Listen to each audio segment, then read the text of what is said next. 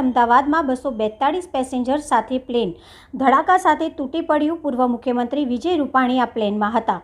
12મી જૂનના રોજ Air India Boeing 787 aircraft VT ANB જ્યારે અમદાવાદથી ગેટવિક લંડનથી ફ્લાઇટ AL 171 અમદાવાદથી ટેકઓફ થયા પછી તરત જ ક્રેશ થયું છે. 2 પાયલટ્સ અને 10 કેબિન ક્રૂ ધરાવતા વિમાનમાં 242 વ્યક્તિ હતા. વિમાન પ્રથમ અધિકારી ક્લાઇવ કુંડર સાથે કેપ્ટન સુમિત સબરવાલની કમાન્ડ હેઠળ હતું.